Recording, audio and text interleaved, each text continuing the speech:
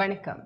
ஓம் தொலைக்காட்சி செய்திகளுக்காக இணைந்திருக்கும் நான் ரோகிணி செல்வம். நாளைய தினம் காண்டாவனம் என்னும் அக்னி நாள் ஆரம்பமாக உள்ளது.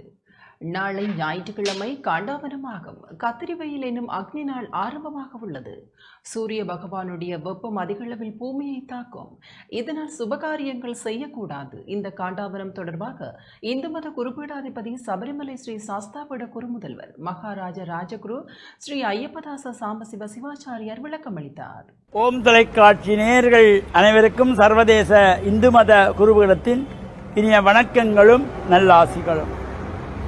எதிர்வரும் ஞாயிற்றுக்கிழமை சித்திரை மாதம் 21ஆம் நாள் 4/5/2025 அன்றைய தினம் இந்த காண்டாவனம் கத்திரி வெயில் என்று சொல்லப்படுகின்ற அக்னி நாள் ஆரம்பம். இந்த சூரியனுடைய வெப்பம் அதிகமாக வருகின்ற காலம் இந்த புது வருஷம் மறந்து வருகின்ற இந்த காண்டாவன காலத்திலே வெப்பம் அதிகமாக இருக்கும். ஒரு சமயம் இந்த அக்னி தேவனுக்கு அதிகப்படியான பசி ஏற்பட்டதாம். அதனாலே அவன் என்ன செய்வதென்று தெரியாமல் காடு வனங்களை நாடி செல்லுகின்ற பொழுது மகாவிஷ்ணுவும் இந்திரனும் வருகின்றார்கள். அக்னிதேவன் தனக்கு பசி எடுத்திருக்கிறது என்று சொல்கிறான். இந்த அக்னிதேவனுக்கு 7 நாக்குகள். இந்த 7 நாக்குகளுக்கு 7 பெயர்கள். கிரண்யா, கனகா, ரத்தா, கிருஷ்ண, சுப்ரபா, அதிரத்தா, பகுரூபா என்று இந்த 7 நாக்குகள். இந்த 7 நாக்குகளும் 7 வகையான சுவைகளை கொண்டது. இவனுக்கு அதிகப்படியான பசி.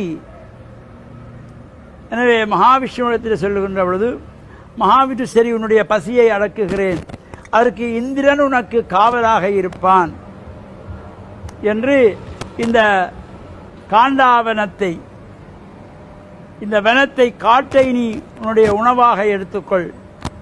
அந்த நேரத்தில் மழை பொழியாமல் இருப்பதற்காக இந்திரனானவன் தன்னுடைய அம்புகளை எல்லாம் மேல் கூரைகளாக்கி மழைத்துளிகள் படாத வண்ணம் காத்து நின்று அவனை பசியை போக்குகின்ற காலம் இந்த அக்னி காலம். அக்னி நட்சத்திரம், கத்திரி வெயில், காண்டாவனம் என்று போற்றுகின்றதாகிய இந்த காலத்திலே வெப்பம் அதிகமாக இருப்பதனாலே கர்ப்பிணிகள் பகல் வேளையிலே வெயிலிலே வெளியிலே செல்லக்கூடாது.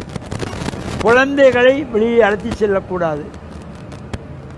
வயதானவர்கள், நோய்வாய்ப்பட்டவர்கள், நோயாளிகள் வெளியிலே செல்லக்கூடாது. அதிகமான வெப்பம், சூரியனுடைய வெப்பம் தாங்க முடியாத காலம். இந்த காலங்களிலே முடிந்த வரையிலே நாம் வெளியில் செல்வதை தவிர்த்து வீட்டிலே இருந்து சுவாமி அறையிலே பிரார்த்தனைகள் செய்ய வேண்டும்.